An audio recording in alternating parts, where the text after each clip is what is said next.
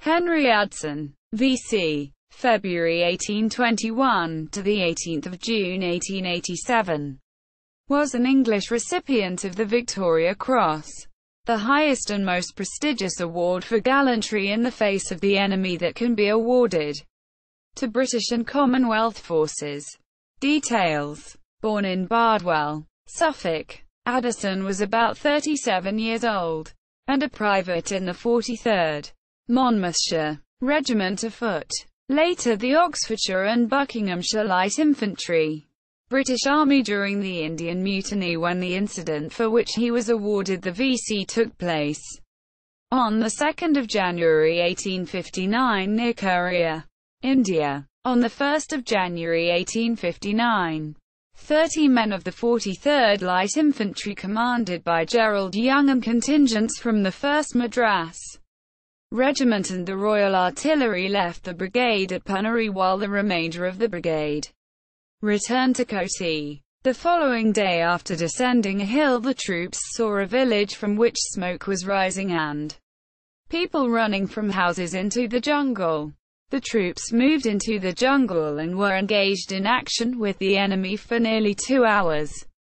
The enemy was well armed with muskets, bayonets, swords and ammunition. During the action, Lieutenant John Osborne attempted to shoot his assailant with a revolver. However, the attacker was too fast for him.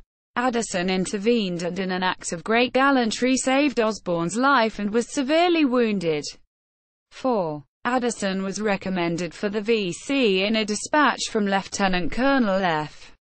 Gottro, commanding Field Detachment, to the Assistant Adjutant General Saugor Field Division on January 15, 1859, whilst in the neighbourhood of Courier, chasing retreating mutineers. Lieutenant Osborne, political agent of Rewab, was wounded by a sword cut on the right hand. He was at the time he was attacked, closely followed by 3 men of the 43rd Light Infantry, 2 men of the artillery being a few paces in front of him.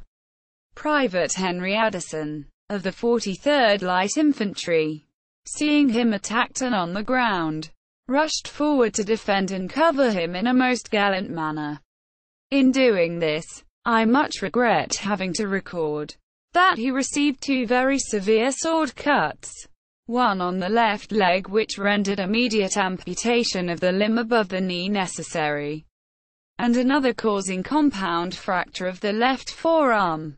The heroism displayed by Private Addison in thus placing himself between Lieutenant Osborne and his assailant at the critical juncture he did, thereby saving that officer's life, may, I hope, be deemed worthy of the Victoria Cross, for which honour I earnestly beg to recommend him. His injuries were recorded later in the dispatch as follows. General return of casualties at the engagement at Courier, the 2nd of January, 1859. Private Henry Addison, 3,232. Sword cut on left knee joint. Compound fracture of left forearm from sword cut, dangerously wounded. Amputation above the knee performed on the field. His citation was recorded in the London Gazette as follows.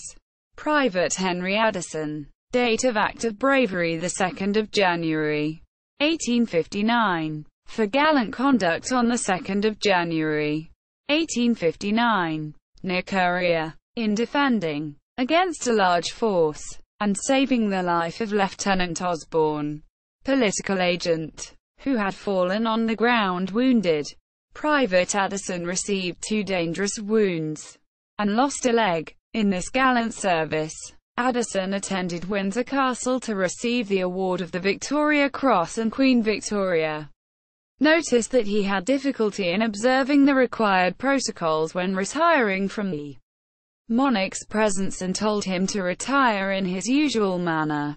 Addison subsequently received a letter from Sir Charles Beaumont Phipps, Keeper of the Privy Purse, referring to the problems Addison had with his wooden leg, advising him that the Queen said he should order an artificial one using her name, which he duly did. She also recommended that he stayed in London until the artificial leg had been made and that it was to his satisfaction. 5. Gerald Young of the 43rd Light Infantry, whilst describing in his diary the 43rd's march through central India during the Indian Mutiny, referred to Addison having had his leg taken off without chloroform and the splendid manner in which he underwent the operation.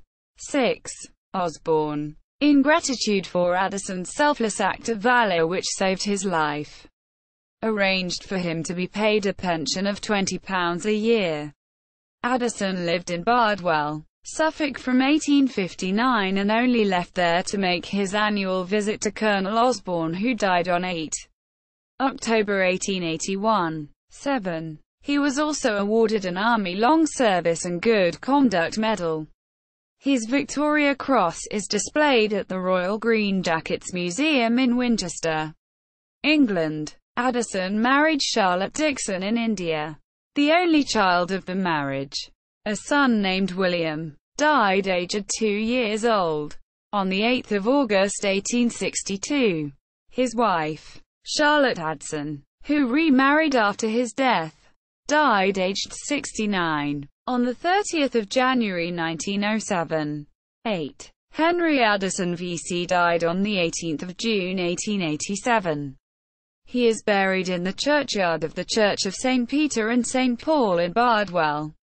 See also List of Indian Mutiny Victoria Cross recipients. 4. The Gorget Journal of the 1st Green Jackets, 43rd and 52nd, 1964, page 28. 5. The Gorget, 1964, p. 28. 6. The Gorget, 1964, p. 28. 7. The Gorget, 1964, p. 28. 8. The Gorget, 1964, p. 28. Burial location of Henry Addison. Suffolk.